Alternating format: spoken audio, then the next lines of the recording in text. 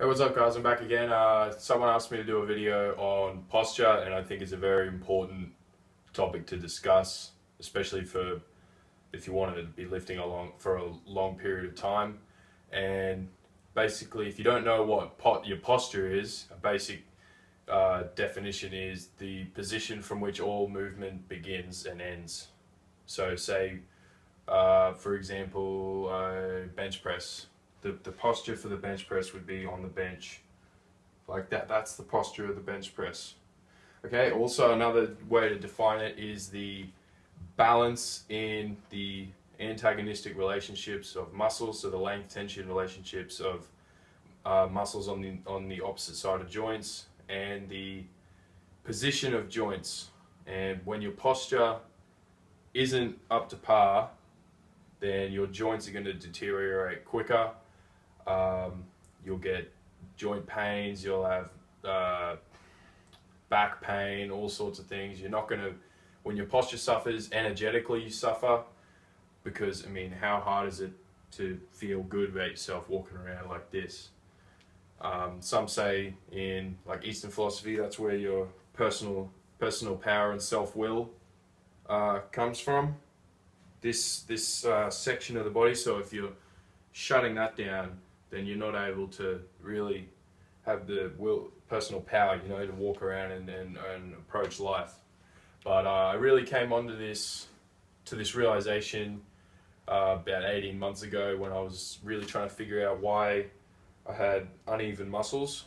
So like my left side was bigger than my right, but then my left arm was bigger than my right, but then my right leg was bigger than my left leg, and it confused the shit out of me. And I eventually realized that in order to do it, you got to fix your posture up.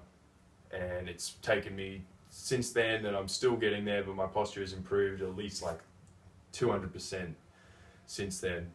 And I'm getting more symmetrical by the day. And that's not just for aesthetic purposes. Like I said, your joints will be healthier, you'll be able to move better, more weight, more efficiently. And yeah, I think more people should think about it. Now, before we get into this, so there's three sort of angles to look at your posture. One of them is frontal, which is where I am now. So that's where you look at left to right imbalances, like hips hiking up, or like shoulders. You got one shoulder more hiked up than the other. And then you got the sagittal, which is side on, like this, looking at the body side on. And then transverse, which is sort of rotational imbalance. So like, say if you got one hip more forward than the other, or you got rotational torque in your spine, like you're fixed like this. And believe me, there are people who walk around like with their shoulders like this. So for today's purposes, we're just going to talk about the sagittal plane, so side plane. And yeah, let's get into it, shall we? So the ideal alignment, and excuse the diagrams here, this represents the spine, of course, and this represents the hips, that being the front of the hip and the back of the hip, or the anterior and posterior iliac crest, to be technical. But essentially, you see the hips are level, they're relatively level. You want a little bit of mobility, so you want a little bit of mobility in the hips like that. And then you got a neutral curve, is what it's called in the spine. So it's not too much, not too little. And that's your cervical spine, thoracic spine, or upper back, and then lower back, which is your lumbar curve. Getting my things mixed up. In the ideal alignment, we're looking just at the spine today, but it includes the hips, knees, and feet. You want, if I was to draw a plumb line, which is just when they get a piece of string and hang it from the wall, you'd want it to go through the middle of your ear, just through the center of the shoulder, right in front of the middle of the hip, I think. No, just posterior to the hip, sorry. Just in front of the knee, and then just in front of the ankle bone, if I'm remembering correctly. But we're just looking at the spine, so you want your knees, your ears, shoulders, and hips pretty much in a straight line. And in the ideal posture, you got normal length tension between the pecs and the upper back muscles, the hip flexors, glutes. That's actually called the upper and lower cross. So we should do that because then that'll help here. Okay, so upper cross is basically the relationship between the pec minor, pec, the shoulders, the biceps, all the flexors. So all of those muscles do that. They bring you into this sort of position. The traps can help be involved with that. The levator scapula. Those are the sort of flexors, right? And then you got the extensors, which would be your posterior delt, rhomboids, middle trap, lower trap. Lats are more of a, lats can be a bit of both, but for the most part you got your rhomboids, middle trapezius, lower trapezius, which help to extend and pick the chest up. And then that's the upper cross, that'll be important. And then the lower cross is mainly the lower back and the hip flexors. And if you can imagine, this is the hip here, the lower back pulls this side of the hip up, and the hip flexors pull this side down. So you end up, they're stabilizing it in that way, and then the lower abdominals and hamstrings and glutes are stabilizing it in the other way. So the hamstrings and glutes are pulling it down, and the lower abdominals are pulling it up. So when you have balance in those ones, you have two sort of workers pulling that way, and then you have another two pulling that way. And when they're healthy, then you have a healthy mobility in your hips. Okay, so now we've finished with that. We'll move on to the 3 common types of postural imbalances. First of which being a kyphotic lordotic posture, and that's just a fancy way of saying rounded back and excessive lower curve. So say your lower curve, I don't know if you can see that in the camera, but lower curve would be like this, where your ass sticks out. You know those Instagram girls that try to make their ass look good, and they stick it out like that. So that's an excessive lumbar curve, and then kyphosis would be that, and then that also usually comes with a forward head like that. How sexy is that, eh? Yeah. And that is a result of, well, it could be many things. Faulty training could be one of them, doing too much pressing as opposed to extending, but you've got tight pec, minor, major, tight shoulders, tight lats, because the lats are actually a rotator of the arm. They help to rotate the shoulders forward, they help to protract the shoulder. And any time you've got a kyphotic sort of posture with the shoulders rounded forward, like in pretty much every postural fault you'll probably find in yourself or in others, there's also a tendency for there to be tight abdominals, tight upper abdominals. That can actually, doing too many crunches without proper extension exercises can actually cause a kyphotic posture. So you'll want to stretch your abdominals. A good one for that is just to lay over a Swiss ball. So you're really extending like that, working on the extension. Also massage, I like to lay on the ball and just massage my abdominals. Yeah, that's actually a really crucial one. That's, tight abdominals.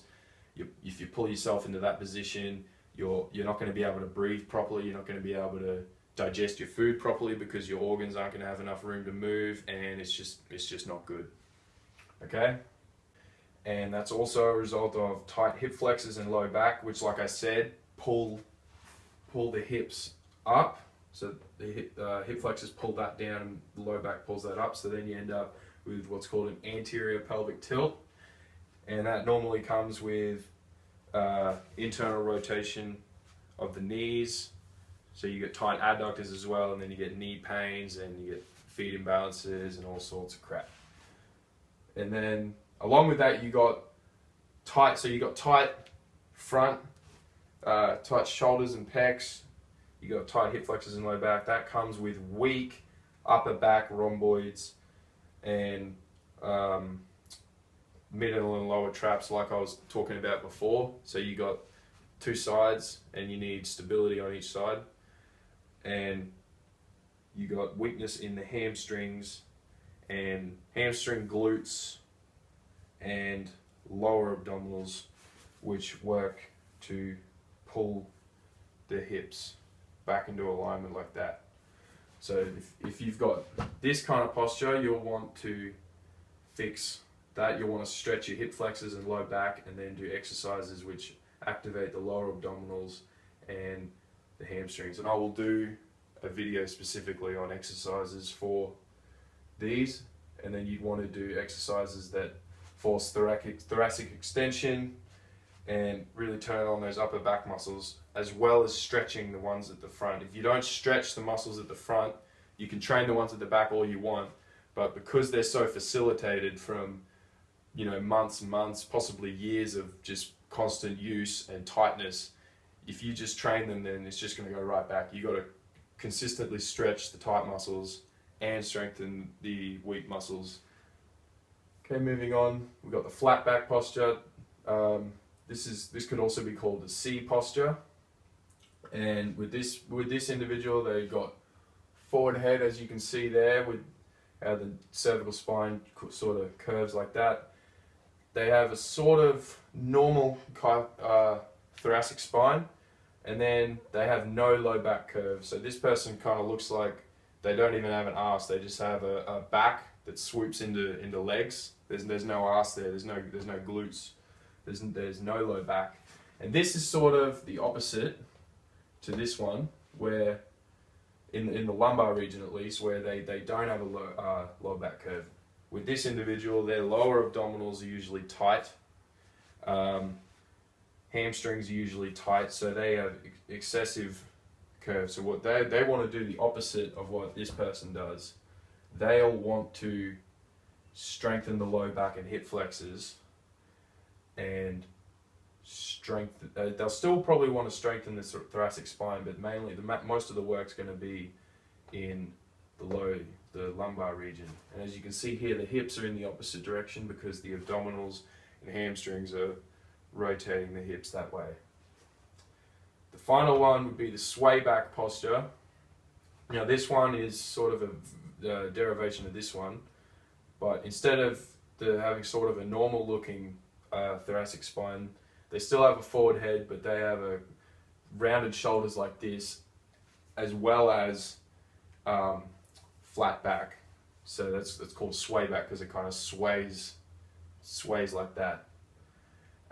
This person want to do similar stretches and exercises to the flat back, but they'll want to focus a little bit more on the thoracic spine as opposed to this one. And this person again has tight lower abdominals and hamstrings, and excessively tight shoulders, pec major and pec minor, which are pulling the shoulders like that. So yeah, that's it. Those are I hope this helps in some way. I hope I didn't make it too complicated or cram too much information in, but assess yourself just in the mirror, just stand normally and compare it to these postures with the descriptions I told you, and work on just yourself. I'm going to do videos with stretches and whatnot and exercises, but just work on stretching the muscles that you think are tight. And this is just one, like I said, we've got 3 angles to look at here. This is just the side on view. You could be real fucked up like me and have I got spinal rotation. Sorry, I got spinal rotation, I got a hip hiked, you know, I broke my leg. That completely fucks up my posture. But this would be a good start for you, just to figure out how your spine's looking and work to correct it. Good quick little video, probably not quick. Hope that helps. Comment any questions, and if you want to know where I got a lot of this information, it's in this awesome book on posture called Muscles Testing and Function with Posture and Pain by Florence Kendall. I got the 5th edition for like $80, and it's a really good book. I've studied it a lot. I'm not all the way through it yet, but I've studied a fair bit of it. But yeah, I hope you like that. Subscribe if you haven't. And let me know if you would like to read my thoughts in a blog sort of format. Like I write a frequent blog. I've been thinking of just spilling out my thoughts onto a blog. Let me know if you'd like that so I can just talk about anything, random shit. Yeah, see you next time.